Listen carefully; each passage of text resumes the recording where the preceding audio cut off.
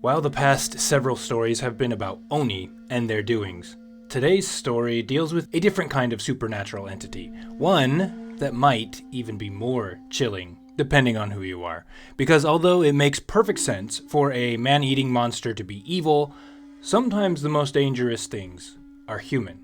Yokoso owashitare, and welcome back to yet another classical Japanese folktale. And if you like Japanese history, Japanese culture, or you just like storytelling in general, please don't forget to like the video and subscribe to the channel because there are plenty more stories that we still have to get through. And with all of that out of the way, let's just get into it. Once upon a time, ima wa mukashi. There was in the capital, which at that time was known as Heian, now known today as modern Kyoto, a man of relatively low rank who for whatever reason was getting ready to head out east toward the provinces of Mino and Owari. Who this man was and what his reasons for taking this trip were are unknown. But whoever he was, he decided that he was going to leave the city very early in the morning. So early, in fact, that it was still dark out. One of my sources suggests that it was probably around 3 in the morning or so when he finally set out, and I believe that I read somewhere that it was the custom to enter and leave the capital under the cover of darkness. Not sure how true that actually is, if I'm remembering it right, or why they had this custom, if it was true at all, but apparently it was something, and I did hear that somewhere at some point, but don't quote me on it though. Now, one thing to note is that this man was, again, a fairly low-ranking man. So unlike most of the travelers in this story, he had neither an ox-drawn carriage to ride or a horse. This man was going to make his journey halfway across the country on foot.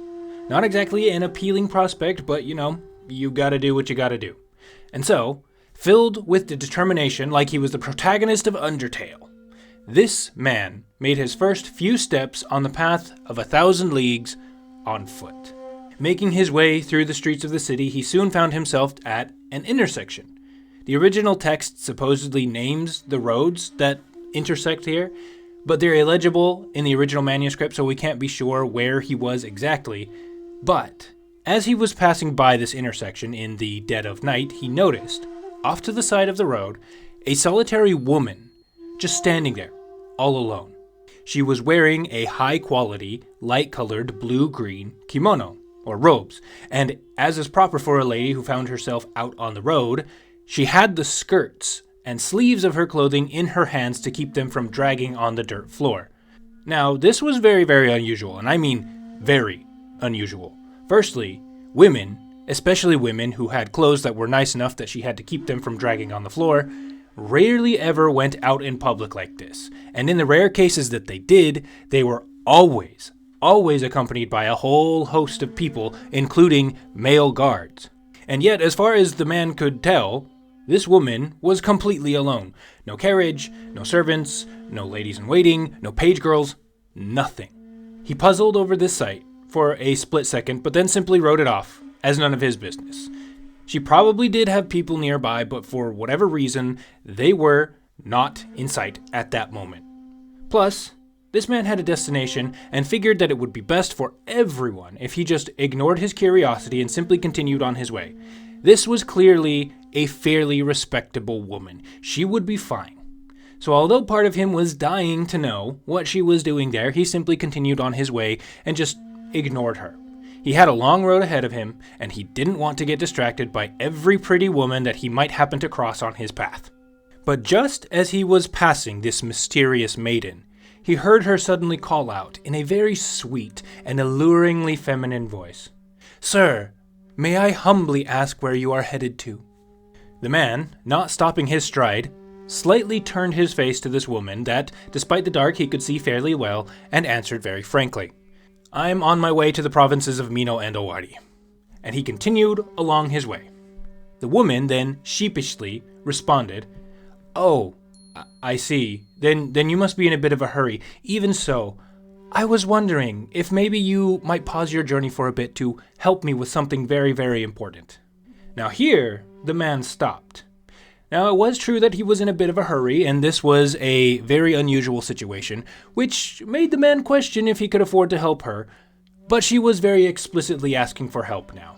After debating himself in his head for a second or two, his inner goodness and curiosity won out, and he figured that he ought to at least hear her story. He then turned to face her completely and said, "What seems to be the problem, ma'am?" The woman piped up with a grateful grin and explained, "Do you happen to know where the home of the Minbu no Taifu so-and-so is? I've been looking for it, but I got turned around on the road, and I don't know where to look. Could you by chance take me there?" Now, real quick, I'm just going to point out here that the original text has a space where the Minbu no Taifu's actual name is supposed to be, but for whatever reason it's missing, and Minbu no Taifu is just kind of like a job title. Now, the man did a double take after hearing this woman's request, and asked, a bit surprised, "If you're headed to his house, how in the world did you end up here? The place you're looking for is 8 blocks away," which in modern American is over half a mile and just under a kilometer for modern not American. "How did you end up so off track? I'll be honest, ma'am. I am in a hurry, and asking me to go that far out of my way would set me back quite far. Is it really that important of a matter?" The woman replied with sweet earnestness, "It is indeed, sir. Extremely. Please, take me there." Now the man heaved a heavy sigh, but assented. I mean, who could say no to such a classy damsel in distress? The woman flashed a smile once again and said very eagerly, "Thank you so much." And so, with this woman in tow, the man turned around and set off for the Minbu no Taifu's residence. The walk over there was really uneventful, nothing but the moon and the sounds of the night to accompany them. But for some reason, the longer this man walked with this woman, he got this very strange feeling. Something was wrong about her. He couldn't quite put his finger on it, but he felt extremely unnerved as she silently trailed just behind him. That was silly though. Like, let's be real. She was a lone woman, and she seemed so innocent and eager. He must be imagining things. Maybe the very, very late night air and the shadows were making him anxious. Maybe he was more stressed about this trip than he had realized. Maybe it was just a bad day. Now, half a mile isn't that far of a distance for most people to walk, and even assuming that this woman wasn't moving particularly quickly, it likely only took them 15 minutes or so before they arrived at the gate of the Minbu no Taifu. "Well, here we are," the man said. "This is the gate." The woman answered, "Oh, I can't thank you enough, sir. For you to go out of your way despite being in a hurry and deliberately turning around to bring me all the way here, I really am very grateful to you. I myself am actually from such and such district in the province of Omi, and the daughter of so-and-so who lives there. And my home just so happens to be close to the road you will be taking on your journey. The next time you're passing by there, please stop by my place. I would like to talk to you about some things in person." Now, this was a really unusual request, all things considered. This man was fully intending on heading out as soon as possible, and he assumed that this woman was both aware of this fact and also had some business here in the capital that would keep her here for some time. I mean, you don't come all the way out from the eastern provinces to just spend a day in the capital. Usually you've got some business that will keep you there for, a week or a couple weeks at least. Yet here this lady was talking like she was going to be at this place she had mentioned to greet this man, and if and when he showed up in the next couple of days on the road out to the east. What was she on about? There's no way she would make it back to this place before he did, wherever this place was. Again, it was out on the road out east. But before the man could open his mouth to ask her to explain herself, she suddenly vanished into thin air. The man stumbled back, looking this way and that, trying to make sense of what he had just seen, or rather, what he was no longer seeing.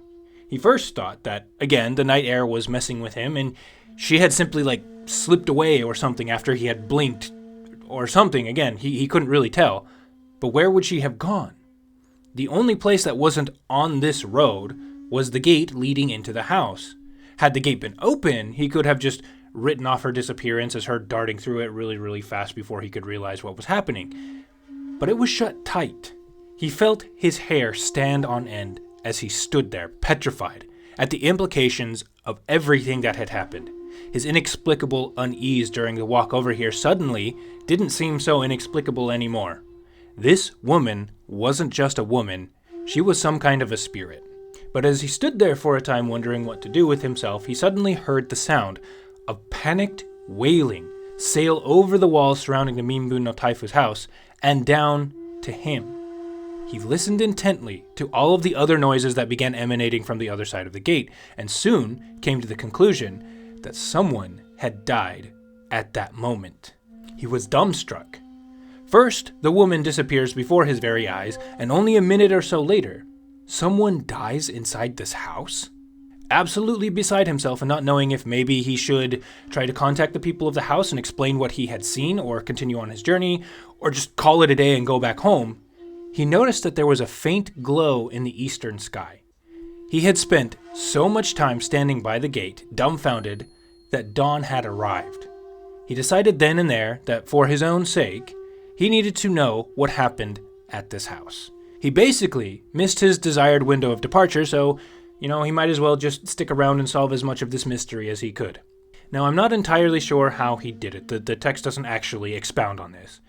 But he did manage to get in contact with an acquaintance of his who worked at this estate, and asked what had the place in such an uproar. The man's acquaintance explained. For the past several days, our master had been complaining that he had been negatively affected by the living ghost of his lover from Omi province and suffering some unknown sickness that started plaguing him around the same time. Very early this morning, however, while it was still dark, he suddenly screamed out, "Her ghost! It's here!" and died only seconds later. To be honest, I can only surmise that her ghost actually arrived and killed him. That is the only explanation that makes any sort of sense to any of us. And that story confirmed the man's worst fears. He had, inadvertently, led the vengeful living spirit of a woman to a man's house and brought about this man's downfall. The man also was now aware of a pain in his head that had grown gradually over the past couple of hours and now hurt very intensely, and he figured that it was probably the result of unwittingly hanging around a spirit for several minutes. Bad spirits had a tendency to negatively affect things around them. Hence, although this man, who had just died, hadn't actually come face to face with his spirit until just a little bit ago, he had spent time around the woman to whom this spirit belonged, and it had caused him to catch some kind of a sickness that plagued him over the several days prior to his death. Needless to say, the main man in our story really didn't feel like setting out on his journey that day. And instead, he made his way back to the house he had been staying at, and for 3 days he rested and prepared, and on the 3rd day, he finally set out for the east, probably now very extremely aware of any solitary women conspicuously standing on the side of the road. His road, of course, over the next couple of days, led him through the province of Omi, and when he came to a certain district there, he remembered that it was the district that the ghost woman had told him about and had invited him to visit.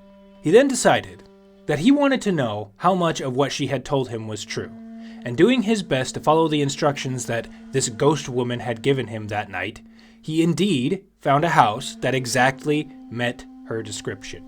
His curiosity getting the better of him, he went to the gate and, stating who he was and his business, he was surprised at how quickly he was given an invitation to enter the property, far too quickly for supposedly being a complete stranger. Still not quite believing this whole thing, he accepted the invitation and after crossing through the gate, was guided to a place inside the house in front of a set of blinds. There he was introduced to the lady of the house, who was on the other side, and gave all of the usual salutations that a visitor was supposed to offer, and engaged the lady in conversation, but never actually saw her face. But over the course of the standard small talk that strangers would engage in, the woman suddenly cut in, out of nowhere, and said in a frighteningly familiar voice, "I will never forget my gratitude to you for the other night." And that was it. That was all the confirmation that this man needed that the ghostly apparition that he had met those nights ago indeed had been this woman's ikizutama, or living spirit, a phenomenon that the ancient Japanese believed in where the spirits of still living people, if they bore particularly strong grudges against other people, these spirits would eventually leave these living people's bodies while they slept and seek vengeance against the person who had wronged them. But the scary thing was that most ikizutama, or ikiryo is another way of saying this, most of these ikizutama attacks didn't happen as a conscious action on the part of the perpetrator. Again, these attacks tended to happen when the person with the grudge was asleep, and after the event would happen, the person would wake up and not realize anything had happened. Again, it was usually a very unconscious thing. But this woman, seemingly intentionally, had sent her spirit out to take the life of Minbu no Taifu, and still retained her memory of that night. All evidence pointed to the fact that she was not only capable of such a terrifying feat, but that she had used this ability to knowingly and deliberately kill someone. And this man had blithely walked right into her house. Soon, the lady called for food and drink, and also supplied her now terrified guest with an assortment of fine cloth, which were all things that one might give to a guest as a gift. But there was much more than would be normal for a first-time visitor. This seemed like a reward. As mentioned, the man was nigh trembling with fright, but he hadn't quite lost his wits completely. For now, he was on this woman's good side, and so long as he didn't make a scene or refuse her gifts or spurn her hospitality, he could likely stay on that good side. Though the fact that she was apparently capable of something so incredible meant that, if he did upset her, there was really nowhere he could run to and hide and be completely safe. And so, despite wishing he could just go, and not being thrilled about what was essentially taking blood money, the man nonetheless accepted this lady's hospitality and her gifts, and with all of the grace and propriety that he could muster in his horrified state. But as soon as there was an appropriate time, the man insisted on the importance of his trip, gathered up everything the woman had given him, thanked her for her hospitality, and then hightailed it out of there, and toward the east, and never looked back. And that is the end of the story portion of this story.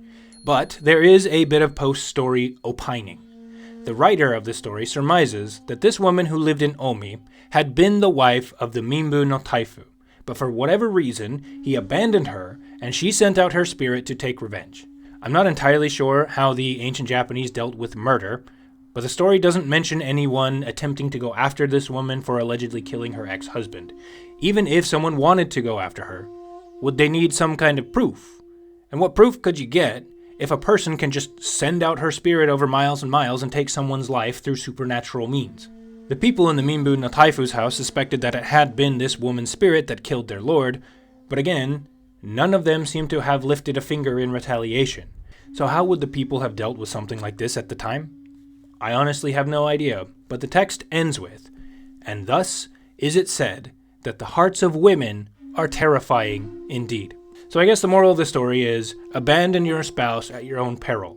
You never know. They might just secretly be masters of astral projection and take their revenge with their womany witchcraft by sending their spirit out over leagues and leagues to come get you. Ooh. But seriously, the better moral of the story, if you're going to commit to someone, just be faithful, okay? Like, how about that? Oh, and maybe don't murder people. But that is where this story is truly over. So, if you did find that story entertaining or educational, because it does give us a glimpse into the thought processes and the culture and the lifestyle of people who lived 1,000 years ago in ancient Japan, please give this video a like. Again, please subscribe to the channel because there are still plenty more stories where this one came from.